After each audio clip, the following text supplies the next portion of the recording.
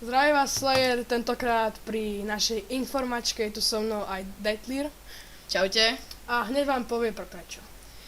Takže ja budem natáčať videá na tento kanál, aby ich tu bolo trošku viac, aby pribudli nejaké tie lajky, komenty.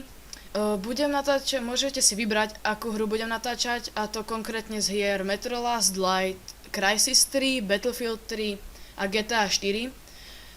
Metro Last Light som už hral, takže sa v ňom ako tak vyznám. Takže by mi nebol problém, keby ste si ho vybrali. Crysis 3, Battlefield 3 ani GTA 4 som ešte nehral, takže do toho by som sa musel na chvíľku pozrieť. Ale tiež by mi to nerobilo problém, vyzerajú to byť dobré hry.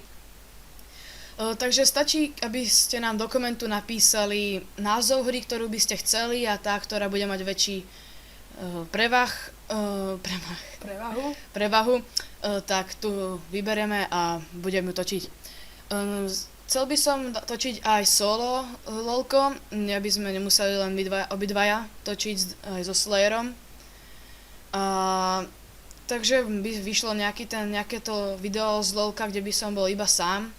To bude vychádzať určite, tak priebežne. No a budem natáčať ešte tú hru, čo si vyberete vy. Takže stačí, keď nám do popisku videa napíšete názov hry a ja by som ju mohol začať točiť. Takže ďakujem, že ste si toto video pozreli. No, Nezabudnite nám napísať hlavne ten koment, aby sme si mohli niečo vybrať.